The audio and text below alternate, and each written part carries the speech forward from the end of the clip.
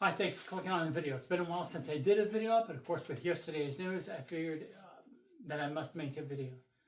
And it was really bad news. We all heard about Ozzy, and actually a friend of mine texted me and told me, said, "Hey, you probably already know this, but Ozzy has passed away." And I was like, "No, I didn't. Thanks for telling me." And of course, I went right on to online and to YouTube and just watched some videos. And of course, we all know like what happened. It was old age. He had his Parkinson's, and he just had all kinds of like health problems. And he hasn't been doing good for years. That's why I was saying in one of my previous Ozzy videos, I was glad that he just retired, and he should just retire and then just do music. Who knows? Maybe he has some songs that he recorded that people don't know about yet. But we can all be at peace knowing that he's not suffering anymore, and he was surrounded by people that loved him, and people will continue to love him, and his legacy is going to live on for many years. My condolences, of course, to the family, and then, of course, the friends and people that knew him. And then, of course, you know, his family, Sharon, Kelly, Amy, and Jack, and Louis. And then, of course, you know, there's the band members. There's the people that knew him, like Zakk Wylde, Rudy Sarzo, Tommy Oldbridge, just so many of the way too many musicians to name, and of course even Jakey Lee. Now, what was weird about this and strange, he just did his final performance just like 2 weeks ago. What was it, 10, 14 days ago, 16 days ago? I forgot. But it was just really recent.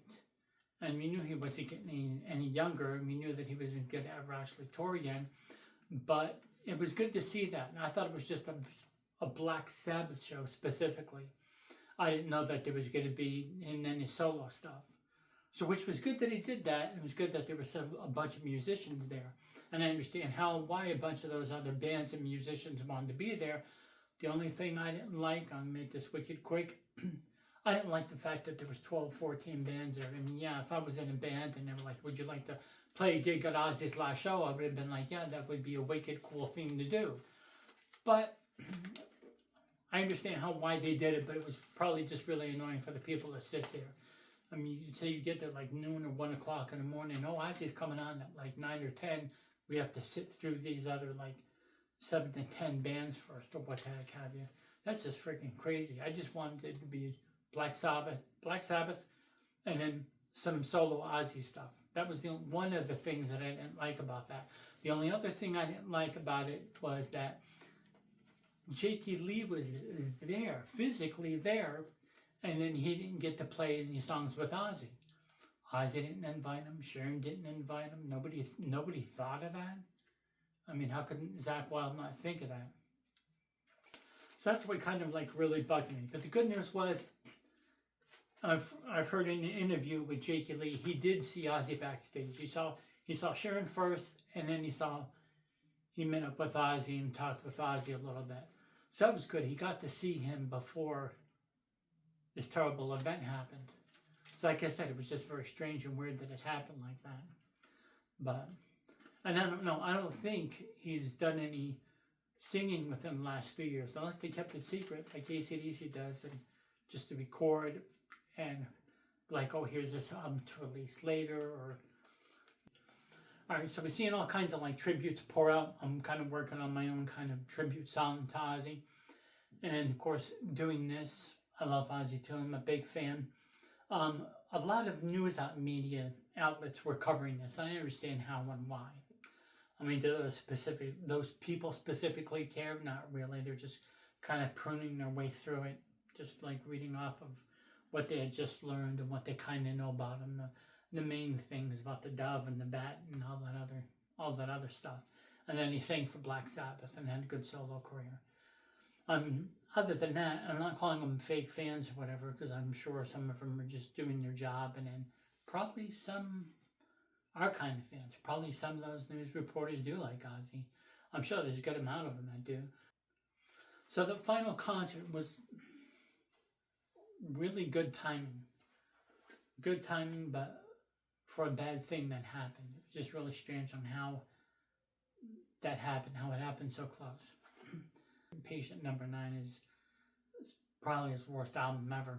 And that's just too bad, and that's terrible. but musically, it's not really that good song structure wise. I will always love Ozzy's older stuff and remember that and listen to it. And even the stuff he did during the 90s that I wasn't like insanely huge on, but I did like Down to Earth, and then of course Scream and Black Rain.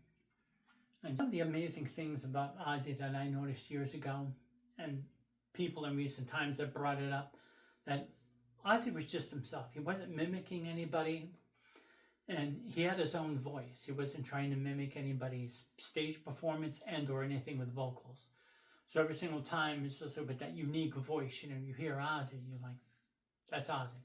Even if you only know Crazy Train, even if you're one of those fans that know Mom, I'm Coming Home and Crazy Train, you don't know any other Ozzy song, but you know those well, you'll hear Ozzy's voice and you'll be like, that's Ozzy. That's what made him, you know, distinguishably different, and people could tell it was him, and he was awesome.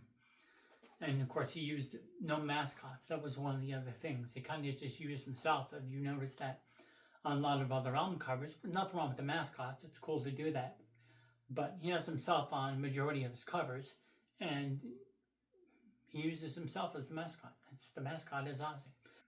Even though people use the bats and stuff, and like his tattoo for like these markings and all that other stuff, or just symbols of Ozzy.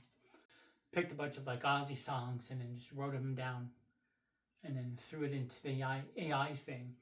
And this is what I got out of it. I got 4 of the pictures, but I'm always trying, just like any fan, I'm always trying to discover newer stuff that I haven't heard before.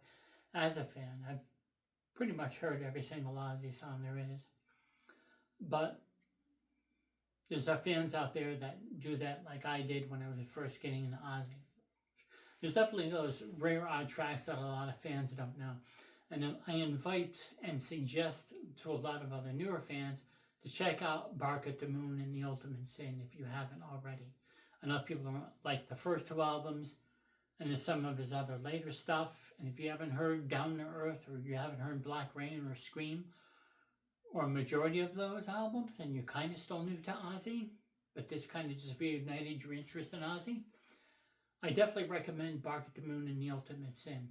I doubt it's going to do to you what it did for a lot of us back in the day, but definitely I recommend checking those out. Now, of course, a lot of people are talking about the Ozzy story, just like with any band or any singer, whoever, they get into them in specific different years and in specific different ways. For me, it was 1986 with The Ultimate Sin, thanks to MTV, seeing videos like The Ultimate Sin, Lightning Strikes, and Shot in the Dark. Those videos were just awesome. In 1986, I described that and talked about that in my Ultimate Sin review. And it was actually my friend of mine, whose house I was going to over all the time, who actually had the tape. And then within a month's time, I wound up buying the tape, because I was mowing lawns that year. And I saved up my money. And I bought the Ozzy tape, The Ultimate Sin. So anyways, that's all I have. It's just a very sad day, but once again, it's knowing that he's not suffering anymore, and we're glad for that. And Ozzy's music and legacy will live on forever, for 100 years, 600 years, who knows. It's going to live on. We're going to celebrate him, and by talking about him and celebrate him and all the other musicians that took part in the recordings, and listen to the music and remember him that way. So in the comment section, let me know, what album was it that you first got into Ozzy, and tell me your story of how you got into Ozzy, and what was the new album at the time when you did. Thanks for watching. We love you, Ozzy!